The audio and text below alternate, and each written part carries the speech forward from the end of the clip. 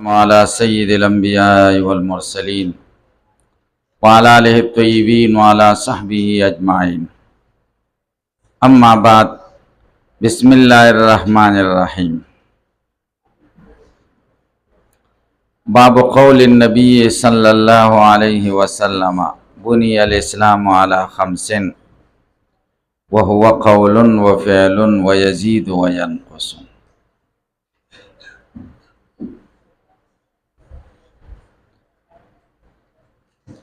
حضرت امام بخاری رحمہ اللہ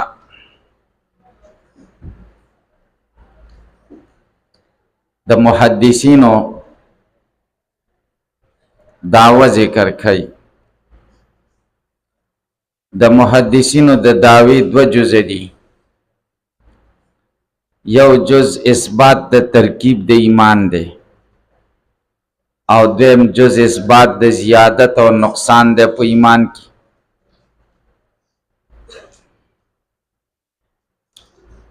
نو اول جز صراحتاً ثابتی په باب قول النبی صلی اللہ علیہ وسلم بنی الاسلام علی خمسن کی ترکیب صراحتاً معلوم شو او زیادت او نقصان ضمناً معلومی او رست وهو قول و فعل و یزید و ینقصو دی کہ ترکیبم صراحتاً معلوم شو او زیادت او نقصان هم صراحتاً معلوم شو.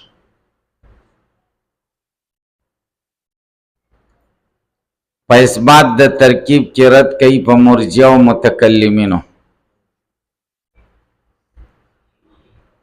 او پا اثبات د زیادت او نقصان کی رد کئی پا معتزلہ و خوارجو. ذکر هغوی د ترکیب د ایمان قائل دی خود زیادت او د نقصان قائل ندی.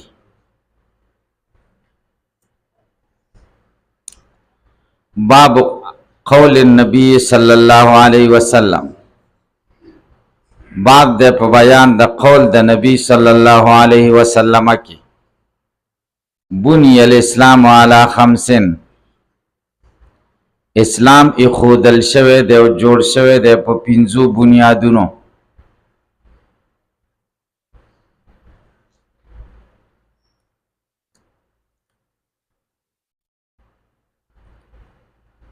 دی جملے کی درے خبرو تا خیال کوئی. اول شرح دا دی الفاظو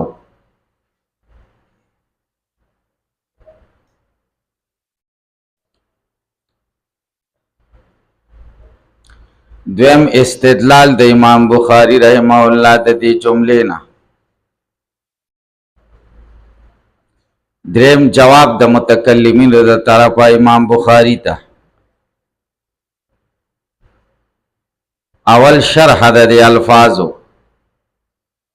دا الفاظ دا حدیث دا عبداللہ ابن عمر رضی اللہ تعالیٰ عنہ راخیستل شوی چروس ترازی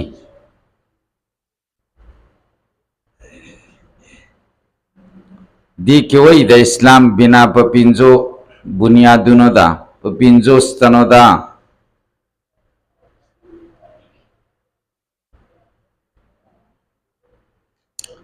نو الاسلام نائب پائل شد بنیاد پارا اوالا خمسین جار و مجرور متعلق شتر بنیاد پوری جملہ پہلی اشوا اسلام بنا شوے دے خودل شوے دے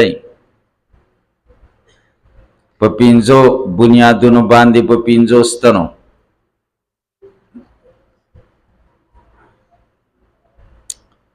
دیکھ کی خویا استعارہ مکنیہ دا د اسلام تشبیه ورکړی دا د یو بنگلې سره یو قصر سره چې پستنو ولاړی نو اسلام مشبه شو بنگله مشببی شو کلام کې مشبه ذکر مشببی پر خودل شوی نو دا استعاره کې مکنیه ده لازم ور سره پستنی دی نو علا خمسن کی تخیلیه دا.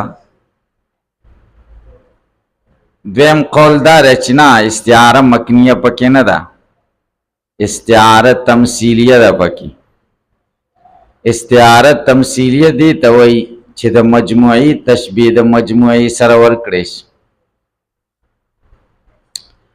دلته د مجموعي اسلام مجموعي هیئت د اسلام په دې پنځو بنیادونو باندې د دې تشبیه ورکړل شوې دا د بنګلې سره چې په پنځو ستنو وي. مجموعي هیئت د بنګلې په پنځو ستنو دا بیا استعاره تمثیلیه شوه. دریم قول دا دی چې استعاره طبیعیه ده. استعاره طبیعیه دې ته وایي چې استعاره د مصادرو سره شوي، بیا د مصادرو نه پیلونه جوړ شوي. نو بنا د اسلام په پنځو ستنو د دې تشبیه ورکړل شوې ده، بنا د بنګلې سره په پنځو ستنو باندې. نو تشبیه په بنا کې ده، د بنا نه بنیه جوړ شي، دې ته استعاره طبیعیه وایي. صحیح شو. دلته به په تاسو یو اعتراض وارد شي، هغه دا دی چې بنا د اسلام په پنځو ستنو ده، نو اسلام مبني شه او پنځه ستنې مبنا علیه شه. لکه دا چت یو ستنې ورته لګېدلي، نو دا چت مبني شه او دا ستنې مبنا علیه په دې بنا دي. او د مبني او د مبنا علیه په منځ کې تغایر ضروري. صحیح بکی چت مبنی دی، ستنې مبنا علیه دی، چت بیل شی دی او ستنې بیل شی دی، تغایر پکې ضروری دی. او دلته اسلام بنا شوی دی په پنځو ستنو، نو دا پنځه ستنې اسلام دی او اسلام پنځه ستنې دي. نو د پنځو ستنو د اسلام په منځ کې اتحاد ذاتی دی، تغایر پکې نشته. تاسو په اعتراض پوه شئ. اعتراض دا دی چې ضروری خبره دا ده چې د مبني او د مبني علیه په منځ کې به تغایري، او دلته د مبني او د مبني علیه په منځ کې تغایر نشته، ځکه مبني اسلام دی هغه پنځه ستنې دي او مبني علیه پنځه ستنې دي هغه اسلام دی.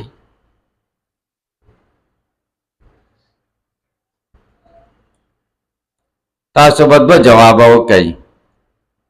یو جواب بداو کی چې علا په معنا د من سره دی. بنی الاسلام من خمسن، اسلام د پنځو ستنو نه جوړ دی، نو مبني او مبنا علیه به پکې رانشي. اسلام جوړ دی د پنځو ستنو نه، دا پنځه ستنې به د اسلام دپاره اصل شي. لکه اعتراض پاتې نشي که.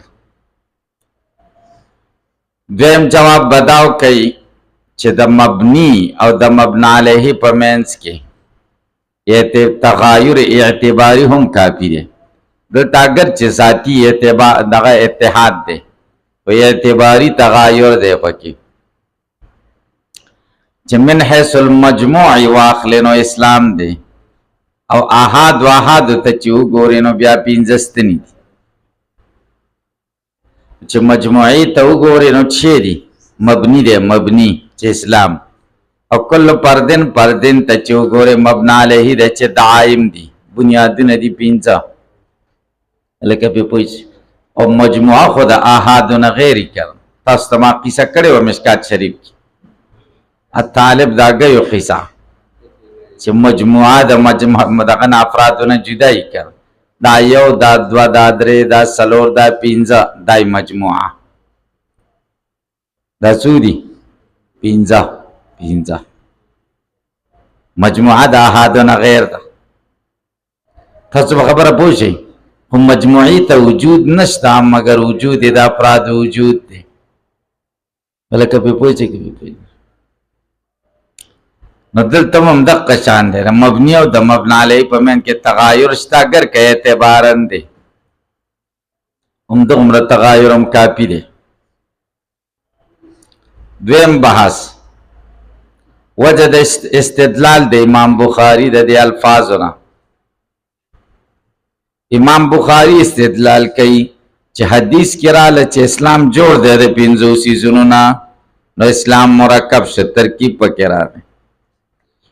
چې ترکیب ثابت شو صراحتاً، دا بل شی ورسره ضمناً ثابتوي، وکل مرکب یزید و ینقص.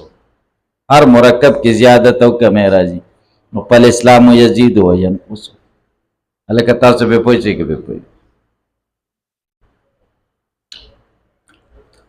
په امام بخاری یو اعتراض دی هغه دا دی چې تا ترکیب ثابت کو په اسلام کې او زمونږ خبره بس کېده په ایمان کې مونږ ایمان کې ترکیب نشته او ته ثابت ہے چې اسلام کې ترکیب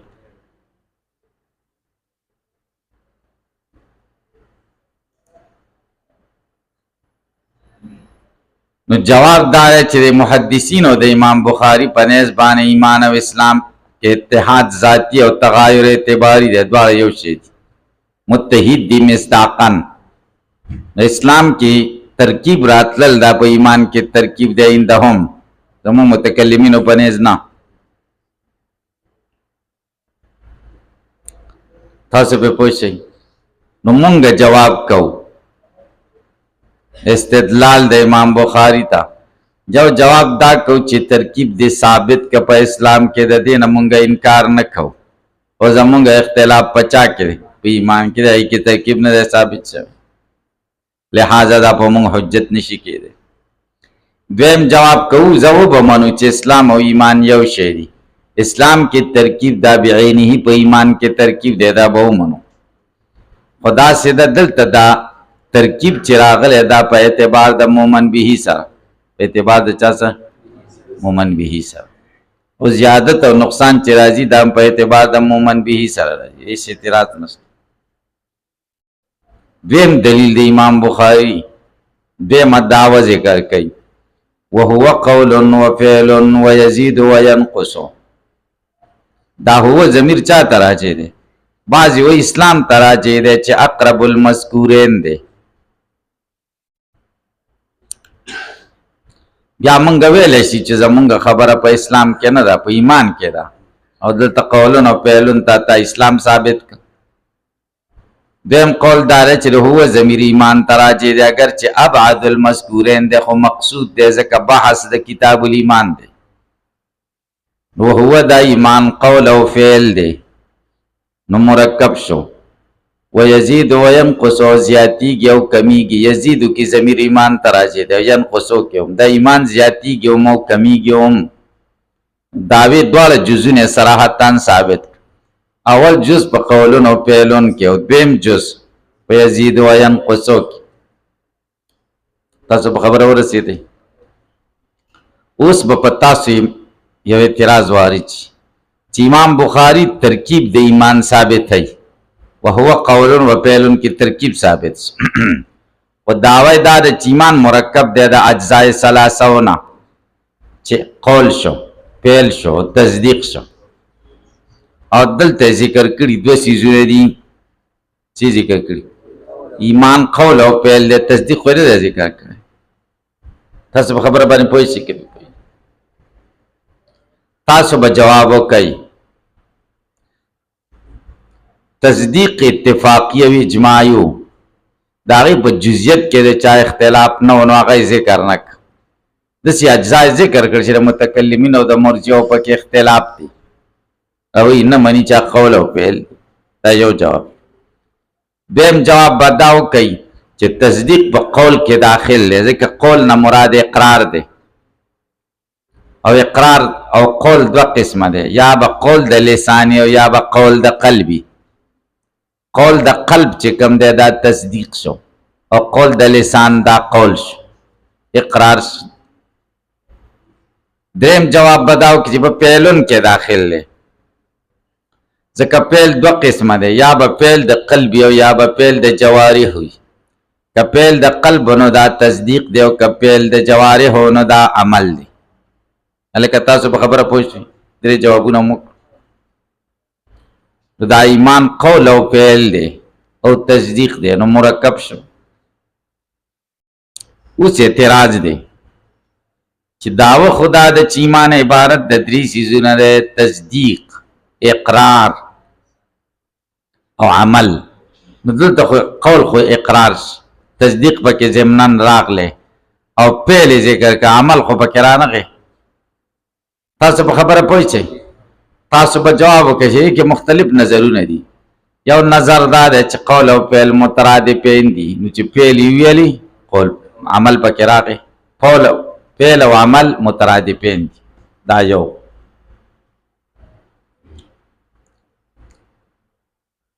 دویم جواب بداو کوي چې فعل اعم دی د عمل نه، فرق پکې شته. عمل هغه فعل ته وایي چې استمراري پکې، او فعل کې که استمراري که نه صحیح شو، نو فعل اعم شو او عمل خاص شو، او عام کې خاص وي نو فعل کې عمل راغلی. هلکه تاسو په خبره پوه شئ که بې پوهئ؟ نو دا ایمان عبارت د قول او د فعل نه دی. ویزید وینقص، او زیاتیږي وینقص کمیږي، دا بله دعوه شو. او دا د اسلافو نه منقول دي، اکابرینو د امت نه، چې ایمان قول او فعل دی ویزید وینقص، نو دا د امام بخاري دا دعوه شو. هلکه تاسو پې پوه شئ که پې پوه نه شئ؟ نو ویزید وینقص زیادت پکې راځي او دغه پکې راځي نقصان پکې. تاسو په خبره لکه پې پوه شئ؟ موږ د متکلمینو د طرفه د اولې حصې د دعوې ته جواب کوو چې دی وایي چې ایمان مرکب دی چې قول او فعل دی. مونږ دا وایي که هو ضمیر ایمان ته راځي شي، د قولون او فعلون دا معنا نه ده چې ایمان مرکب دی د قول او د فعل نه، بلکې معنا دا ده ویشهد له القول والفعل. ویشهد له ایمان خو امر مبطن دی، پټ شی دی، په زړه کې دی، پته نه لګي. قول او فعل ورته ګواهي کوي چې وایي زه مسلمان یم، نو به ټیک شو، مونځ او دس کوي بس عمل کوي مسلمان دی. هلکه وهو قولون و فعلون دا معنا نه ده چې ایمان د قول او د فعل نه جوړ دی، بلکې معنا یې دا ده چې ویشهد له القول والفعل، قول او فعل ورته ګواهي کوي، ګواه دی د په امر مبطن باندې. دویم جواب دا کو وهو قول و فعل،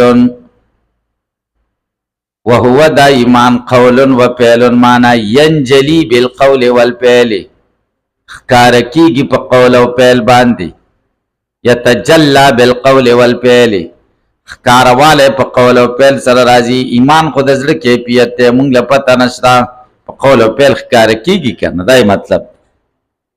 دریم جواب به داسې وکئ وهو قول و فعل وهو ينسحب مع القول والفعل، دا مرګره دی د قول او فعل سره. ایمان مرګره دی د چا سره؟ دی خو تصدیق، قول او فعل ور سره مرګري دي، ځکه چې معلومیږي نو قول او فعل به کوي کنه. لکه تاسو پې پوه شئ. دویمه دعوه د ده دعوه چې ویزید وینقص، ایمان زیاتیږي او کمیږي، ایمان زیاتیږي او کمیږي. مونږ وایي د اسلافو نه داسې نه دي منقول چې ویزید وینقص، بلکې داسې تی منقول دی ویزید بالطاعات وینقص بالمعاصی. لکه به پوه شئ. امام ابو حنیفه خو طرف نه خو جواب واضح دی، هغه وایي یزید وینقص، زیادت راځي په اعتبار د مومن به سره، نقصان راځي په اعتبار د مومن به سره. څومره مومن به زیاتیږي نو ایمان کې زیادت راځي، او نقصان پکې راځي په اعتبار د مومن به سره. چې کم مومن به باندې ته ایمان نه راوړې نو ستا ایمان کمیږي. فکر تم خیال لې کنه. دویم جواب دار چې اسلافونه داسې منقول نه دي چې یزید وینقص، بلکې داسې منقول دي ویزید بالطاعات وینقص بالمعاصی. تاسې به پوه شئ. نو بیا به د زیادت نه مراد شي طاقت شي. ویزید بالطاعت ویقوی بالطاعت، دا ایمان قوي کیږي په طاعتو. وینقص بالمعاصی ویضعف بالمعاصی، او کمزوری کیږي په معاصیو. او قوت او ذوب دا خو کیفیتونه دي، دا زیادت او نقصان خو کم سره تعلق لري، مقدار سره. ویزید وینقص څه معنا ده؟ قوي کیږي په طاعتونو، وینقص ضعیف کیږي په معاصیو. هلکه تاسو په خبره پوه شئ که به پوه نه شئ؟ امام غزالی رحمه الله ډېره ښایسته خبره کړې ده د یزید وینقص. ایمان کې زیادت او نقصان راځي. څه پکې راځي؟ زیادت او نقصان. دا زیادت او نقصان په ایمان کې نه دی. ولې؟ ځکه ایمان یو امر بسیط دی. څه دی؟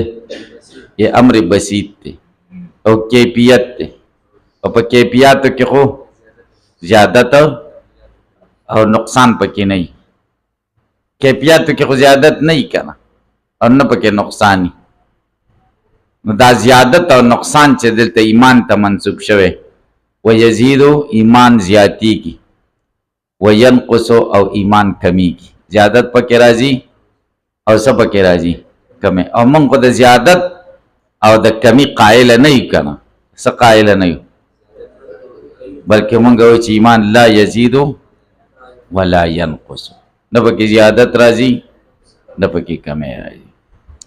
نو جواب دا دی چې زیادت راځي په نور د ایمان کې.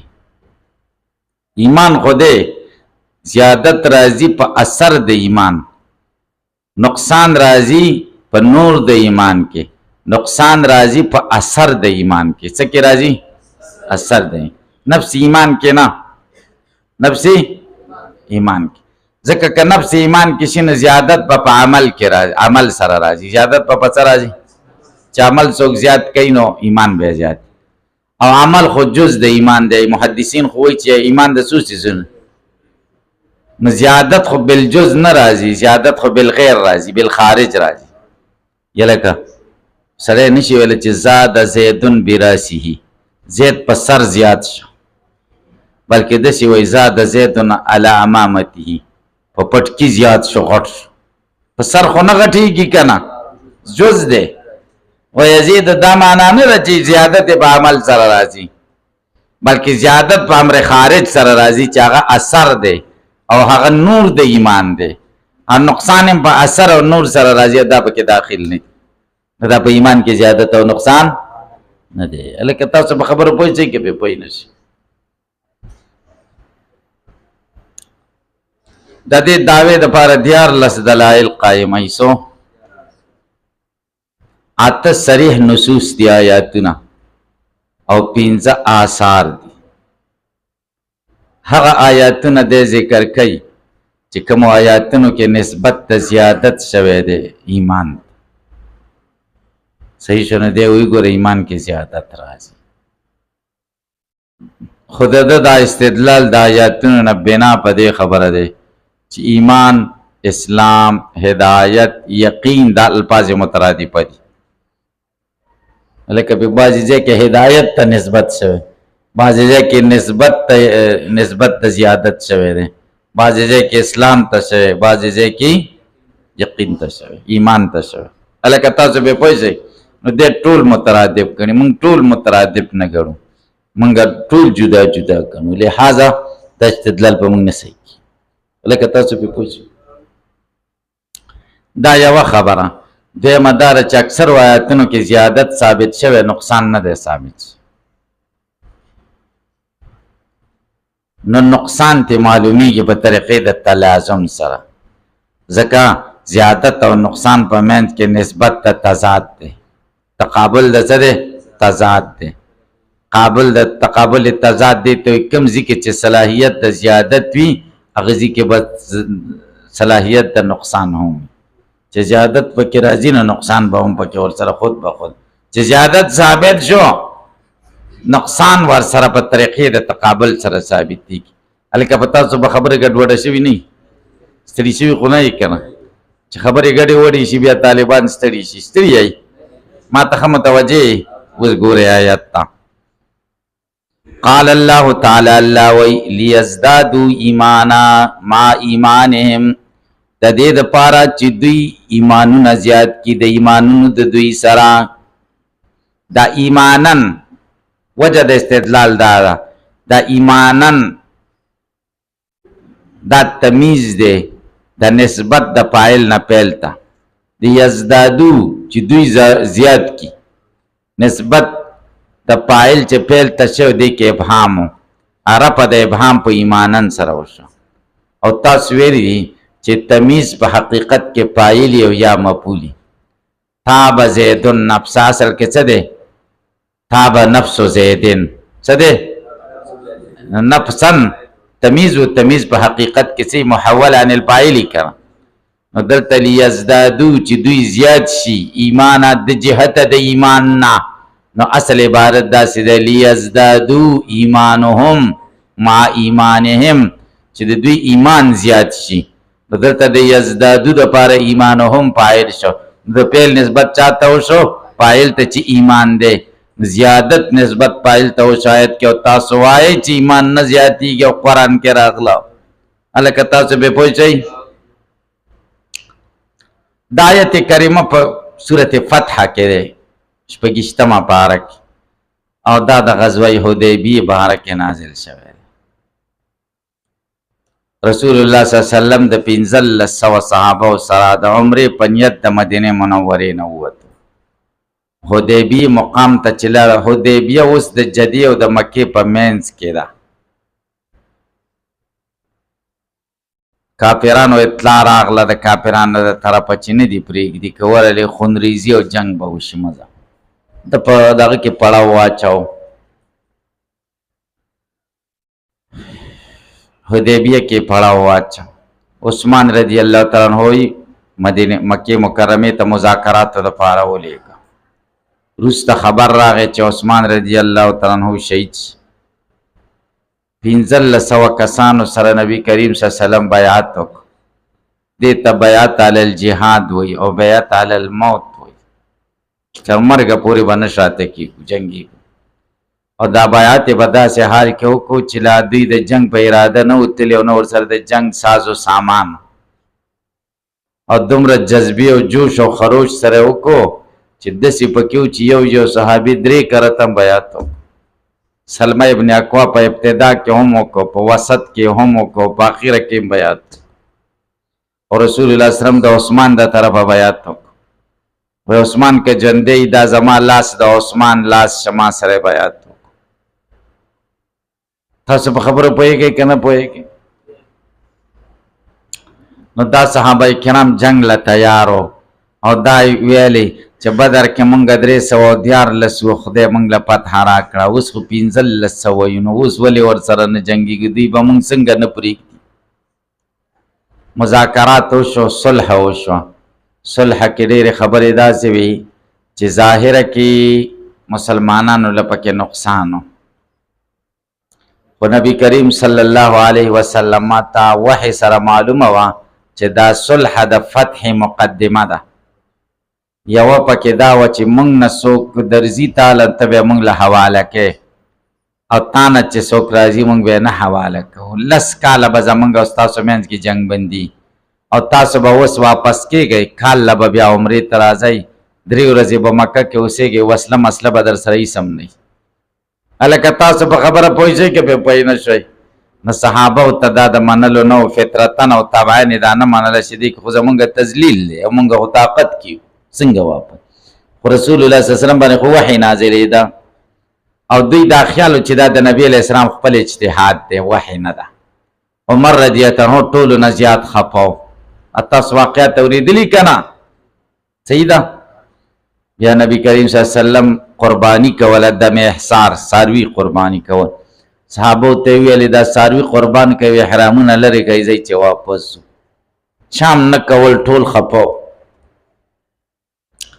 کور ته راغی ام سلمې رضی الله تعالی عنها ته وایي خیمې ته بیبي م ورسره وه و یاره دا څنګه چل شه 3 ځله مې صحابو ته ویلې چې څاروي حلال کوي ځئ واپس کېږو دم احصار به کوي که نه وایي هغوی زما خبره نه مني ام سلمې رضی الله تعالی عنها یو تجویز ورته پیش کړ چې داسې وکړه چې صحابه خفه دي خیر دی ته باروزه خپل څاروی په خپله ذبحه کړه نو چې تا وویني نو بیا به دوی کوي نو نبی کریم صلی الله علیه وسلم همدغه شان چل وکړه خپل څاروی په خپله ذبحه کړه چې نبی علیه السلام صحابه ولیده نو بس شروع وشوه نو بس یو د بل نه مخکې کېده د بیبي دا تجویز ډېر کارآمد ثابت شي تاسې په خبره باندې پوه شئ که پرې پوه نه شي د دې نه دا ملایان دا ثابتوي چې ښځه پارلیمنټ ته تللی شي